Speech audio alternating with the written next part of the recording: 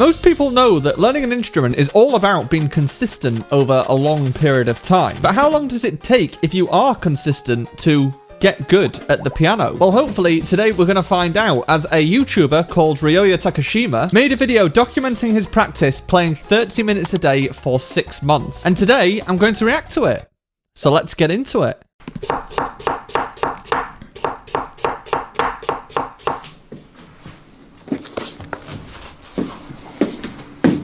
多分半年ぐらい前に出したピアノの動画でずっとねこのバイエルをやってたんですけど、ちょっとその後にうちのねジョージ・ウィンストンの楽譜を買いまして、でずっとねひたすらこのカノンをずっとね練習してまして、で今ねこれ全部アンプが終わって、でね、ほんと毎日ちょっとずつ地道に練習しております。ちょっとまだね、ミスりまくるんですけど。So by the sounds of it, he's already been playing piano for quite some time before he decided to try and be consistent with it. And the thing is, if you constantly revisit a piece of music, you're likely going to memorize it anyway. But when you first start learning the piano, it's kind of a delicate balance depending on the type of person that you are. Because there are the type of people who don't really want to read music at all and immediately look at their hands to play the piano. And then there are the type of people who only read music and can't play in any other way. So for the people who resist reading music, it's always better to suggest always keeping your eyes on the page when you're playing, so you get used to having to read the notes while playing the piano. And also you start to be able to develop the ability to feel your way around the piano, rather than solely relying on your eyes to find the notes that you want to find. And for the other type of people who only read music and find it very hard to do anything on the instrument without reading music, for those people I always suggest learning some music theory and playing around with chords and things, so that not only do you start to understand what you're playing a little bit more, so you don't have to rely so much on the music, but understanding the music and the chords and things that are written into pieces of music can help you memorize it, and therefore you can read the music as a sort of backup while you and your hands know exactly what you're doing anyway. But from both ends of that spectrum, the people who don't read music and the people that only read music, you're trying to find some middle ground to give you like the optimal freedom to do what you want. から一通り弾きます。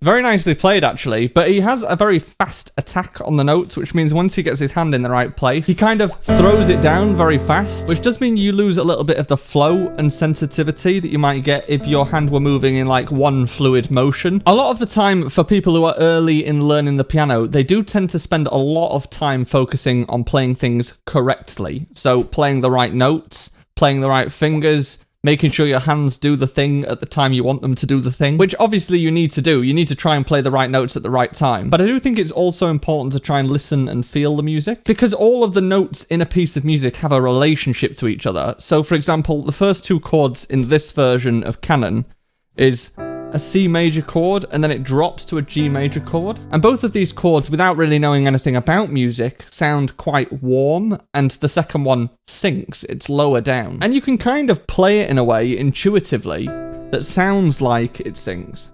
Then the third chord is one note higher, but it's a minor chord. And minor chords will naturally sound a little bit darker, so you might get the first chord, then it sinks, then it lifts but minor, And while with all of the chords and melodies and things that are in a piece, you might not know what to do with them at an early stage, trying to notice in a piece of music why things feel the way that they do can be really helpful for changing how you play it on the piano. Is the piece of music fast? Is it slow? Has it got long held chords? Has it got staccato fast notes? Is it high on the piano? Is it low on the piano? Is it spread across the piano? Is it in one tiny section? There are lots of things in a piece of music that can give you context and kind of tell you more information about how you want to play it. But I think a lot of beginners skip that part altogether and they just focus on trying to play the right notes at the right time.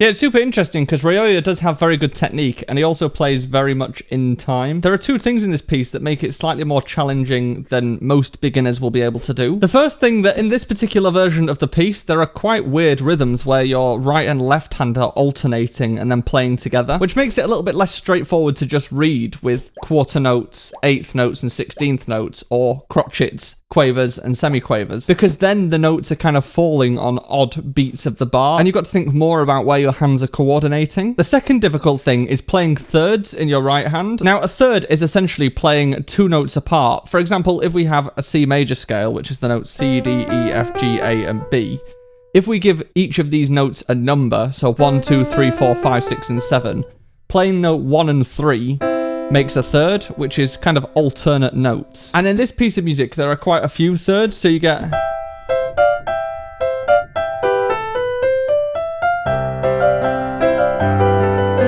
And playing consecutive thirds like that can be a little bit awkward for your fingers because you've got to have real control over which fingers you use, especially those weaker fingers, which are your fourth and fifth fingers. And this is the exact thing that consistency when learning the piano will give you over hours spent learning the piano. If you were to practice 30 minutes per day, things like this, your technique and your physical ability to play those notes, will improve much quicker than if you were to practice 3.5 hours in one day, once a week, because you have to leave the piano and come back to it fresh and try and start doing the same thing again, which reinforces it, rather than if you practice less frequently for a long period of time and you're just trying to force it.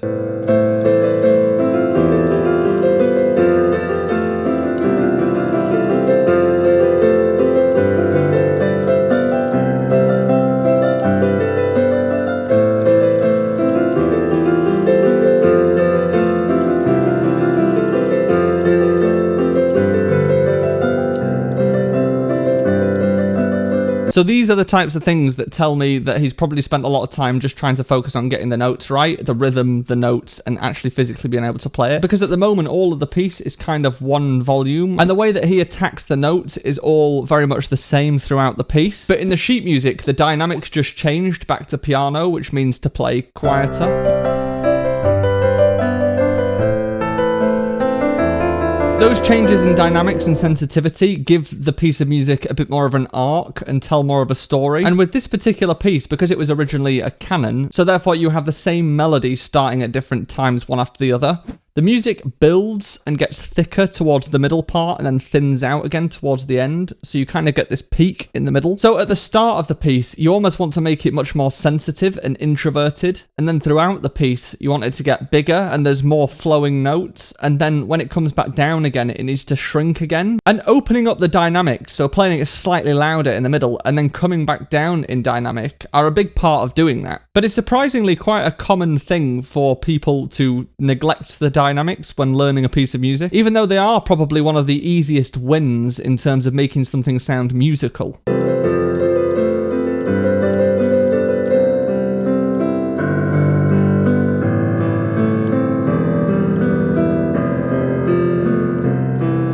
Yeah, so at this moment, the music's got a lot lower and thinned out, and because they're in octaves in the left hand, I think he's leaning towards playing it much louder.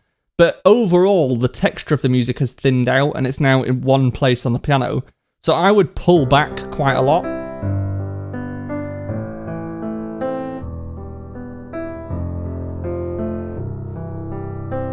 It's almost like it's fading away, and the right hand is just serving the purpose of filling out that chord.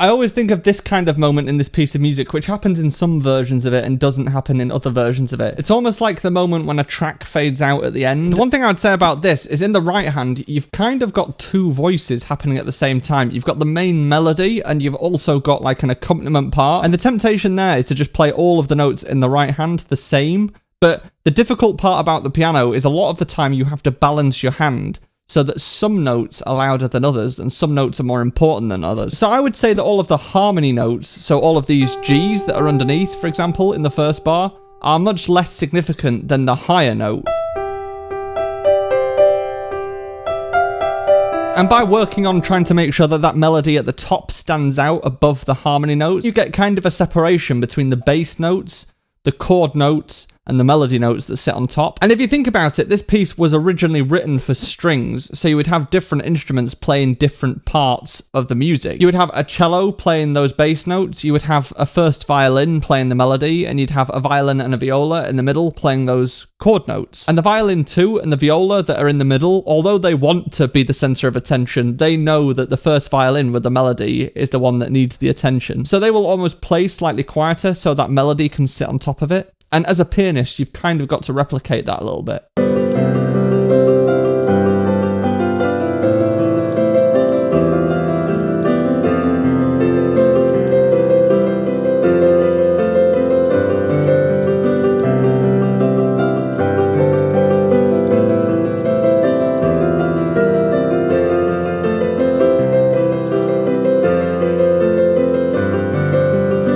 Yeah, whoever has written the piano part for this has written it in a very strange way. The harmony part that is in the right hand is kind of one note dominant. So in one bar, you're kind of getting like a lot of Gs. I also think it's maybe unnecessarily complicated in the right hand.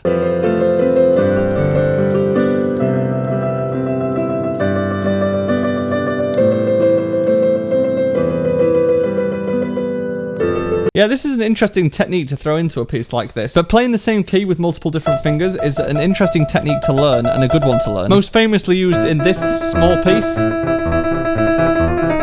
He also slowed down suddenly for this section because obviously playing this right hand technique requires some focus. I would always say that when you're playing through a piece, play the entire piece only as fast as you can play the slowest part of the piece, because you can very easily fall into sort of learning it at several different speeds as you go throughout the piece, rather than learning it all at one speed and then slowly nudging it up. So if this particular section is a weakness, then I would probably spend a bit of time just practicing this section to try and get it at a decent speed. But then when you are running through the piece, play it all at that speed.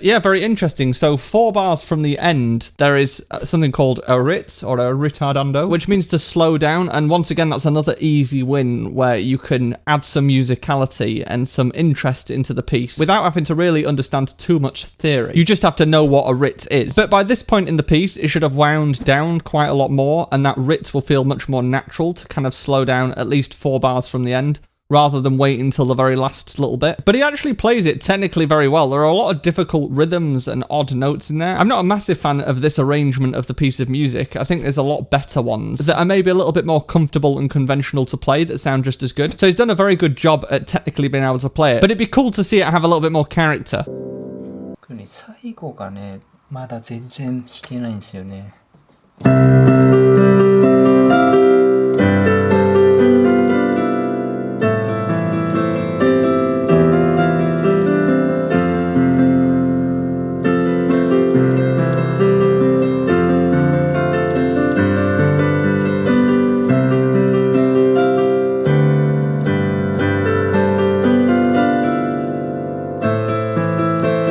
That's really interesting. I think not a lot of people know, but when you've got really long pieces, I suppose like this version of this piece, or as you get better at the piano and you're playing much harder pieces, you do have to put a little bit of practice into actively memorizing the piece. And the way to do that is, as I said before, try and look for chord shapes and things that you can latch onto into the piece of music that help you memorize larger sections, because it's almost impossible to memorize every single individual note in a piece of music. For example, is there a scale in the piece that you can memorize just as one scale rather than as 10 notes? Or is there a chord sequence like C, G, A minor, E minor, and so on? Those things can give you cues and help you remember certain parts of the piece. But interestingly, what I would say about how he's practicing this is he needs to try and practice it in much smaller sections. This happens quite a lot as well for people that are learning the piano. They tend to just try and play through sections and hope that something sticks. And while if you play it enough times over enough weeks, then yes, something will stick. But it's really not the most efficient and best way of doing it. If he's struggling to remember this part of the piece, or he's struggling to physically play it, if you play a massive long section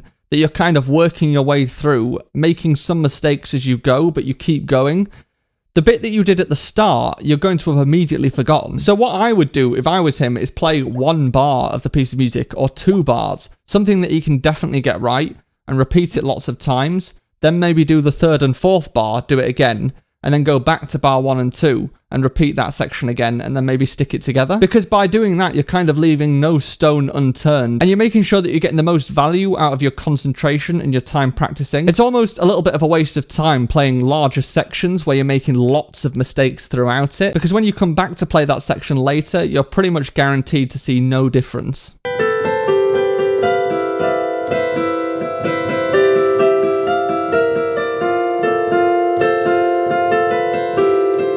Yeah, so there's a good example. That's maybe like 1 to 2 bars worth of stuff. But there was about 3 or 4 different little things in there that he was struggling to play or to remember. And he could have broken that down to play this part quite a few times, and then maybe run into it from a section that he could do, and then maybe added the left hand back in, then maybe tried to speed that section up beyond the tempo of the piece so that his hand and his muscle memory can really remember it. And that would only take 3, 4, 5 minutes. And then he can move on to the next couple of notes where he was making mistakes and do kind of the same thing again. And then slowly but surely you piece your way through that entire section and you feel like you're making progress. Because the next time you come to the piano, it will be better. まであと何ヶ月かかかりそうなので、これは引き続き練習するとして、で次はですね、グレイテストショーマンの This Is Me っていう曲をちょっとこの前ね楽器買って。I do love a bit of The Greatest Showman.